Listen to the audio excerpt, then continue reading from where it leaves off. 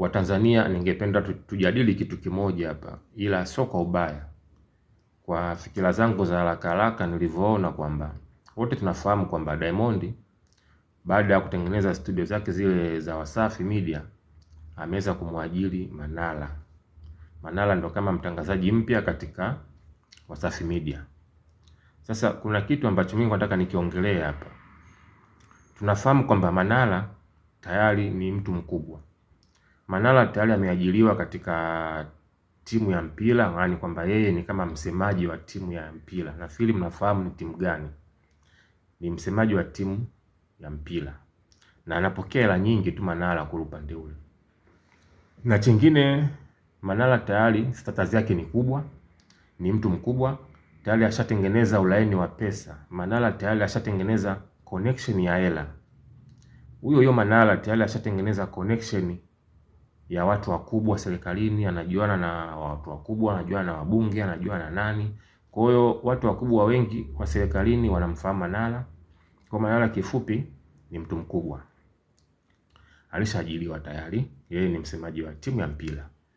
Sasa kitu ambacho pointi kubwa inayokuja hapa kwamba Diamond tena akamchukua Manara yule ambaye tayari ana ajira yake.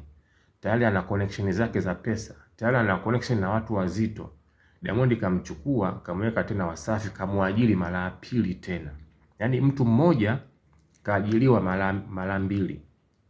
Kaajiriwa Wasafi na maana analipwa Wasafi pale anapotangaza. Na kule kwenye timu ya mpira analipwa. Kwa hiyo kitu ambacho hakijakaa sawa ni kwamba Diamond, yani kwamba kaajiri mtu ambaye alishaajiriwa mara mbili. Wakati huku mtaani huku ambapo sisi tunaishi, kuna vijana wana vipaji vya utangazaji lakini wamekosa nafasi. Wamekosa mtu wa kuwashika mkono, njooni mkae hapa, njoo kaa hapa, fanya kazi. Wamekosa hizo nafasi. Vijana wengi washatuma CV zao, washatuma nini kwenye mastudio, kwenye radio mbalimbali, kwenye TV mbalimbali, washatuma ma CV yao lakini hawajapata nafasi hiyo kuajiliwa katika vyombo vya habari. Kwa hiyo Diamond ni bora kwamba angechukua vijana wa hali ya chini, yani underground. Umeona? Vijana wale ambao wanachipukia, ambao watangazaji chipkizi, ndo angemweka pale kwenye ile nafasi ambayo amekaa Manara. Kwa sababu Manara tayari yeye ana connection ya hela. Manara tayari ni mtu mkubwa. Kwa hiyo unamwajiri mara mbili tena. Kwa hiyo kwa sababu na huku chini kuna vijana ambao wanatafuta ajira, wanatafuta hiyo kazi ya utangazaji, wanakosa. Ni maskini, umeona? Kwa hiyo mnaposema kwamba vijana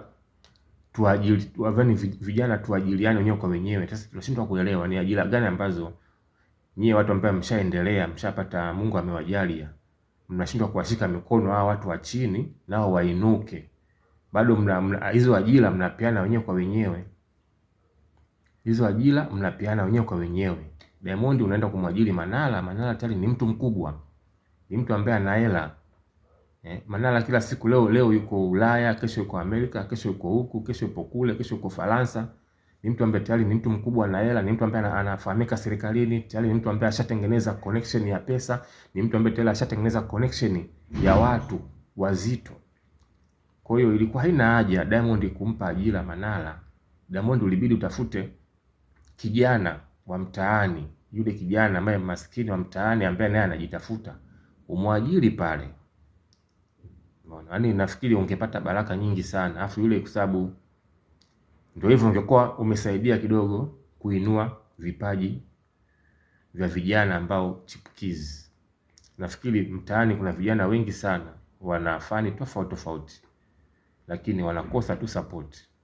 Support tu ndio tatizo, umeona? Kwa hiyo sasa hivi unajua mnakuwa vijana mnakuwa mnatushusha kabisa nguvu. Yaani tunakata tamaa kuona kwamba hizo ajira mnapeana wenyewe kwa wenyewe, watu wakubwa.